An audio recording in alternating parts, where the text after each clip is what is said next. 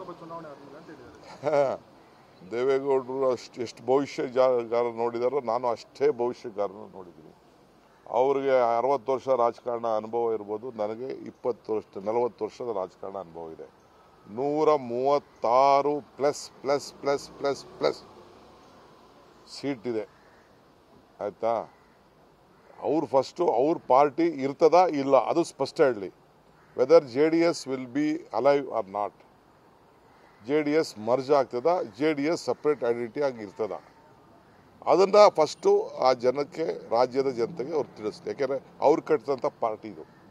ನಾನು ಅವ್ರ ಪಾರ್ಟಿ ಬಗ್ಗೆ, ಅವರ ಲಾಯಲ್ಟಿ ಬಗ್ಗೆ ನಾವು ಕ್ವಶನ್ ಮಾಡೋದು. ಈಗವತ್ತು ಅವ್ರ ಪಾರ್ಟಿ ಅಸ್ತಿತ್ವ ಇಲ್ಲ, ನಮ್ಮ ಸರ್ಕಾರದ ಅಸ್ತಿತ್ವ ಬಿಡಿ, ಅವ್ರ ಪಕ್ಷದ ಅಸ್ತಿತ್ವದ ಬಗ್ಗೆ ಗೌರವಾನ್ವಿತ ಗೌಡರು ಮಾತಾಡ್ತೀವಿ. ಸರ್, ರಾಮೇಶ್ವರಂ ಕಫೆ ವಿಚಾರದಲ್ಲಿ ತಾವು ಒಂದು ಹೇಳಿಕೆ ಕೊಟ್ಟಿದ್ರಿ, ಇಲ್ಲ ಲೋಕಸಭಾ ಚುನಾವಣೆ ಆದ್ಮೇಲೆ ಅಂತ ಹೇಳಿದ್ದಾರೆ. ದೇವೇಗೌಡರು ಎಷ್ಟು ಭವಿಷ್ಯಗಾರ ನೋಡಿದಾರೋ ನಾನು ಅಷ್ಟೇ ಭವಿಷ್ಯಗಾರನ ನೋಡಿದ್ದೀನಿ. ಅವ್ರಿಗೆ 60 ವರ್ಷ ರಾಜಕಾರಣ ಅನುಭವ ಇರ್ಬೋದು, ನನಗೆ 40 ವರ್ಷದ ರಾಜಕಾರಣ ಅನುಭವ ಇದೆ.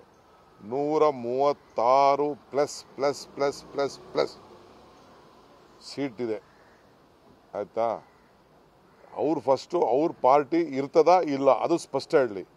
Weather JDS will be alive or not, JDS merge ಆಗ್ತದ, JDS ಸಪ್ರೇಟ್ ಐಡೆಂಟಿಟಿ ಆಗಿ ಇರ್ತದ, ಅದನ್ನು ಫಸ್ಟು ಆ ಜನಕ್ಕೆ, ರಾಜ್ಯದ ಜನತೆಗೆ ಅವ್ರು ತಿಳಿಸ್ಲಿ. ಯಾಕೆಂದರೆ ಅವ್ರು ಕಟ್ಟಿದಂಥ ಪಾರ್ಟಿ ಇದು.